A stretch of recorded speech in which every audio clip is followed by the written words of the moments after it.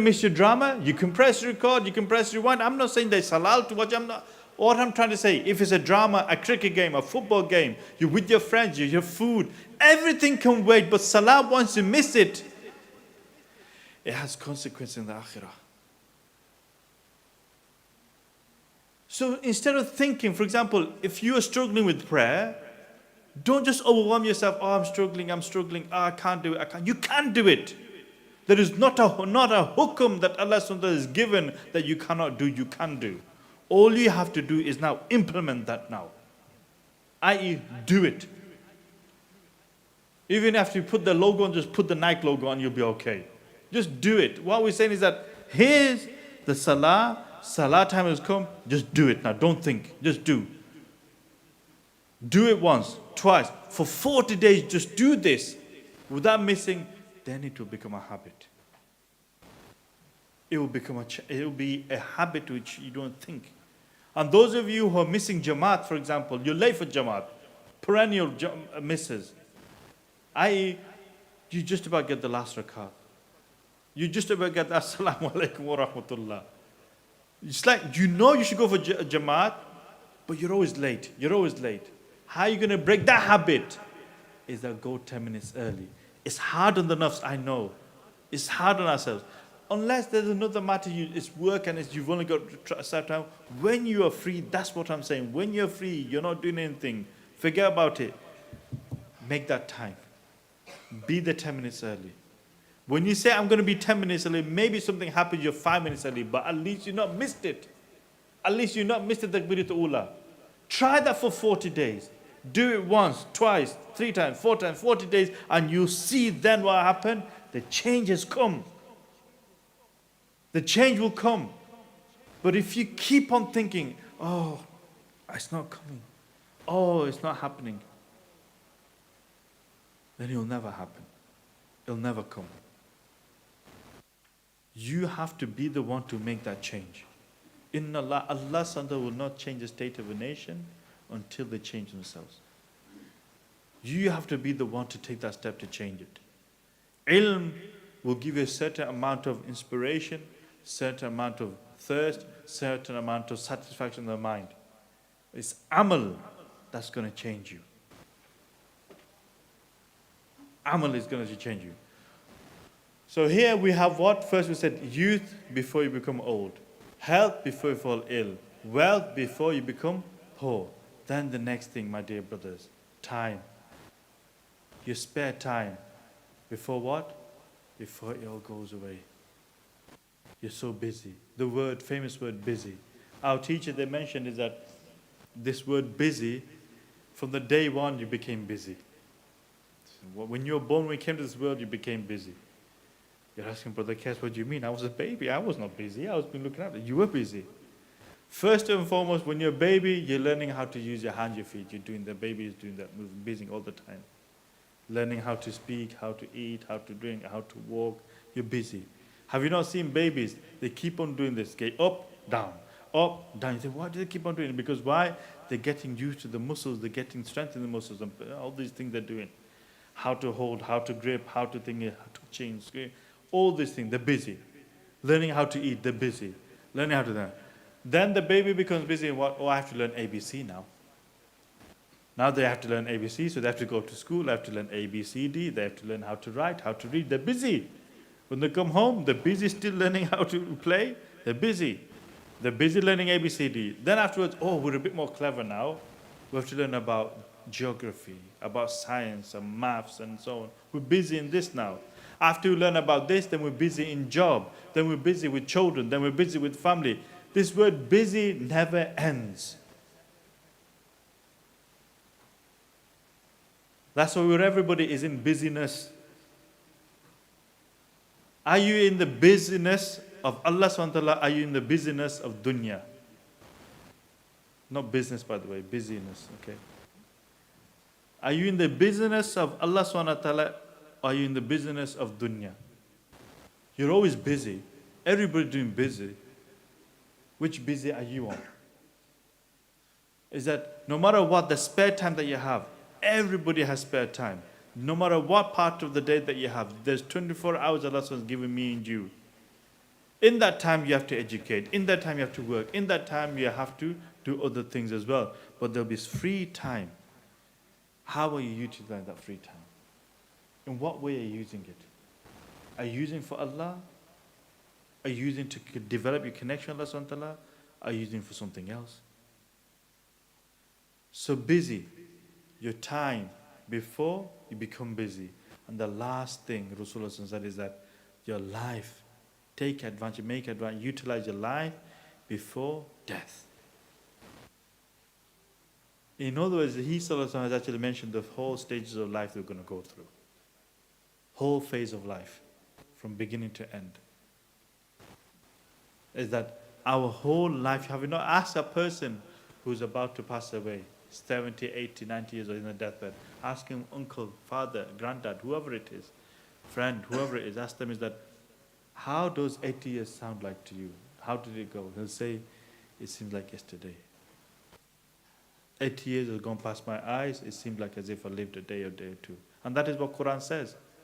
When they'll ask him, how long do you think you tarry in this world? A day or half a day. If that. Imagine that's the reality of this dunya. And what we're saying is that, Rasulullah is saying is that, make use of your life. What are you doing? What does me and you do in our life? How can we make our life be precious so that Allah subhanahu wa ta'ala loves and selects us and enters into paradise? If you want to make your life a blissful life, and this is what I was supposed to talk about, by the way, I do apologize, about the teaching of Imam Ghazali talking about life and our breaths. And I'll just read it to you for the sake of barakah, because so maybe you did do dua to Allah and Allah knows best. But here, just for barakah, is that Imam Ghazali, rahimullah, he mentioned a beautiful teaching about how to utilize your time and how life is really, how to occupy your time. He said that, now listen, I'm not going to do anything on it whatsoever, just listen to, it's as if these are wonderful people of the arifin, who know Allah, who are people who have ma'rifah, who know Allah, who are close to Allah subhanahu wa ta'ala, who have lived a life of piety and righteousness and then helped others to achieve His rida. This is the people we're talking about. And when they speak and when they utter with such wisdom, but it's as if they're talking to me and you. It resonates. So listen carefully about life, about breath, about every molecules of breath that we're taking, how important is the significance of it. So he, alayhi rahmah, said is that, oh my dear brothers, is that you should not, dear brothers and sisters, you should not neglect time. Don't neglect it. Or use it haphazardly. On the contrary, you should bring yourself account.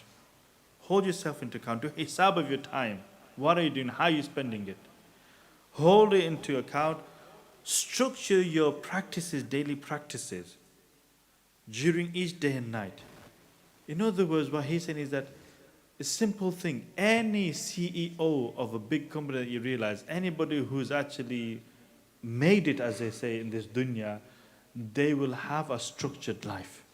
There's structure to their life. They've organized their life. They have this, they have this, they have this. They're pinpointing what they're going to do. Me and you, to want successful here in this life of akhirah, how is it that we have no structure? Allah sometimes is helping us to give us structure. What's the structure? 5 daily prayers. He's given us a structure.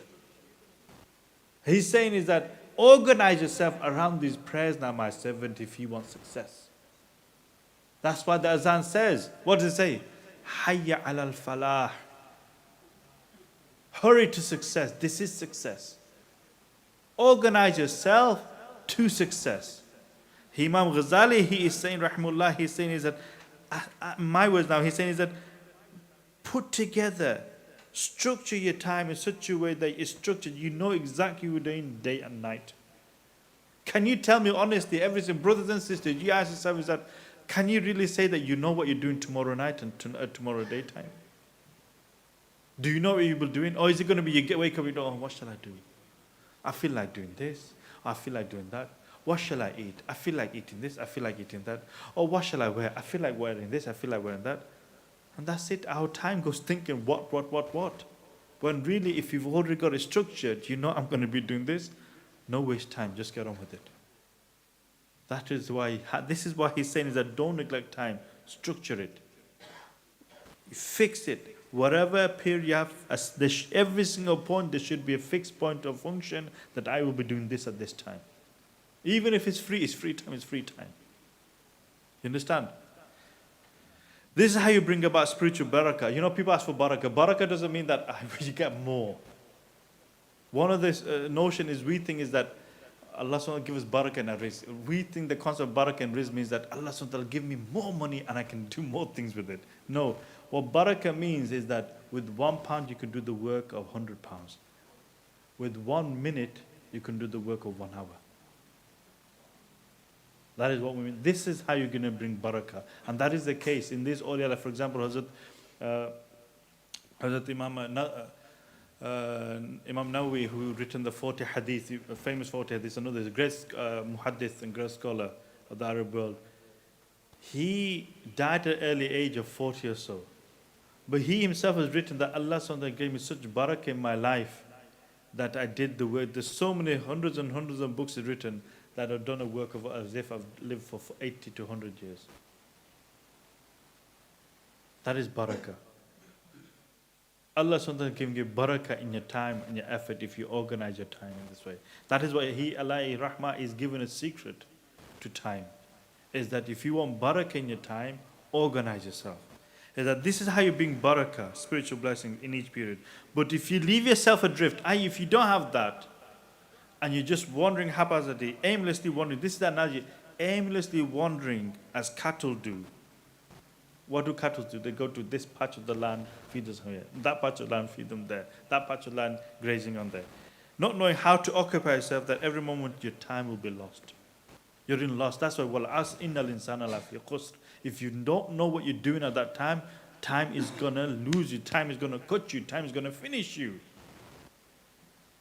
It is nothing other than, what is it saying here? Alayhi Rahmah is mentioning what time. Time, it is nothing other than your life. Breaths. This is your life. This is your capacity. Nothing than life. And your life is the capital. This is your capital. This is your wealth. You know, people, they want to invest in a business, in shares. How much capital do you have? I have this much. Where are you going to invest it? Well, I'm going to invest some amount here, some amount here, some amount here, some amount.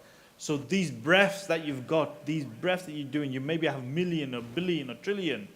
How are you investing those breaths? Are you investing those breaths in sin? Or are you investing those breaths in good work? This is what you're going to have to do. This way, because each breath is a priceless jewel. What you should be doing is that make of each breath, for it's a way to get the perpetual proximity to Allah subhanahu wa ta'ala. Each breath is a priceless jewel. Since each of them, why is it such a jewel? Since each and once you breathe out that breath, you can never take it back. It's gone. Can you ever get that second back? Can you ever get that breath back? It's gone now. We don't know how many breaths we've got left. It's gone.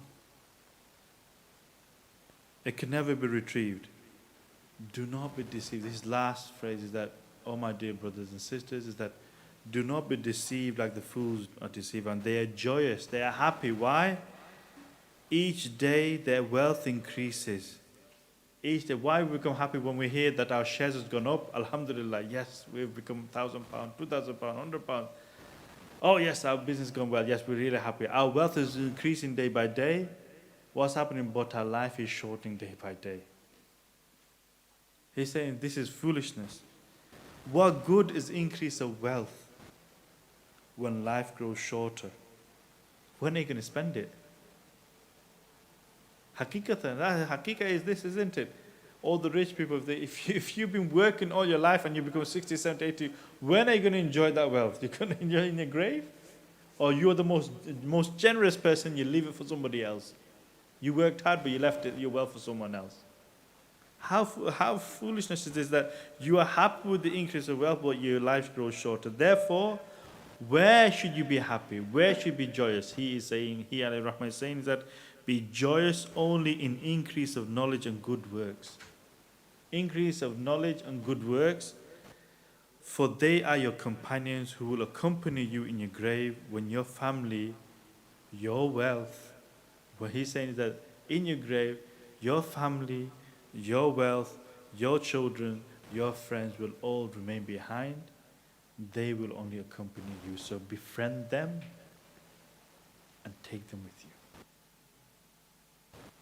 My dear brothers and elders, this is Imam Ghazali rahmahullah who's mentioned this to me and you.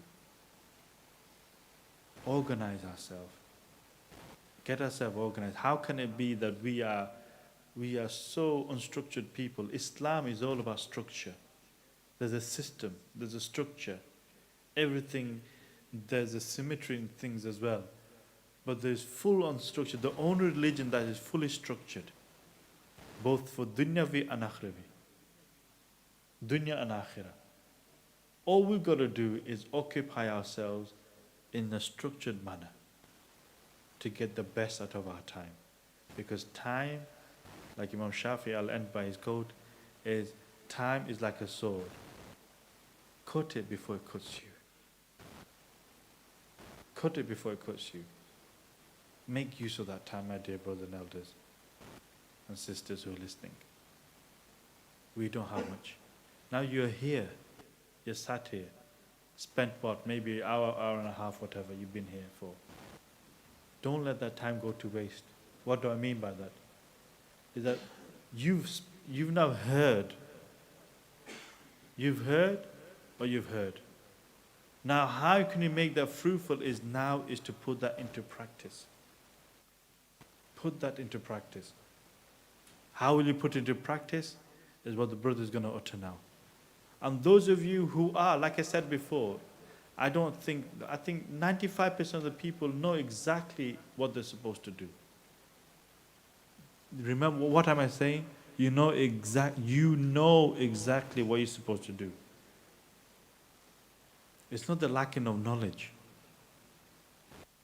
Now what you need to ask yourself is that if I do know, then why am I not doing? If I do know, why am I not doing? And that is the thing you need to sit then. You need to find out, why am I not doing? Sit with your mentor.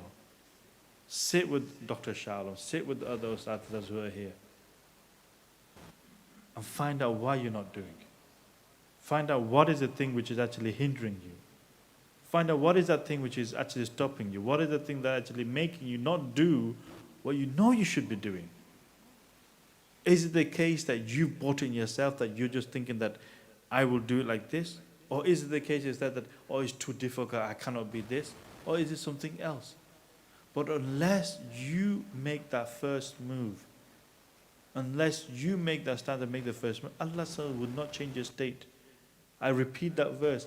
Allah SWT will not change the state of a nation unless you change yourself. Why will Allah change you? If you're in a bad state, why should Allah change you? He's not going to change you.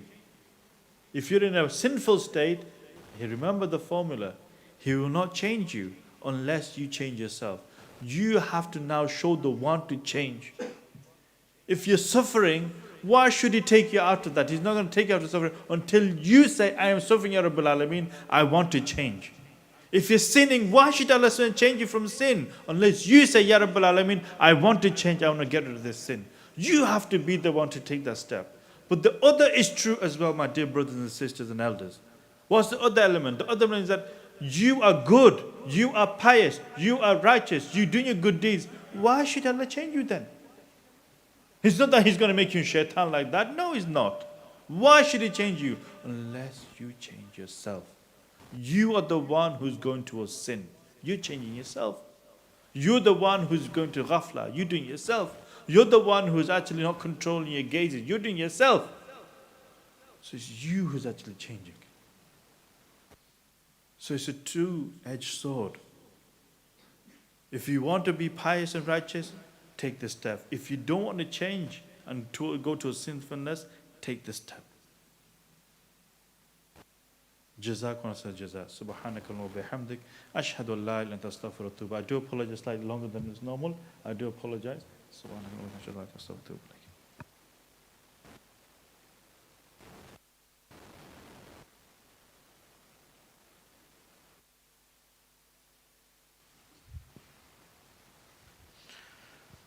Alhamdulillah. Alhamdulillah, we've heard from our Ustad Imam guests that we really need to act upon what we have learnt. And this is firstly a major reminder for myself that if there are any new brothers, then inshallah please come towards the front. Learn what you can do, a systematic methodology presented and compiled together for yourselves. Do come towards the front and speak to Brother Abdul Rahman and Brother Hasnan, and they will tell you what you can do. And for those brothers who do know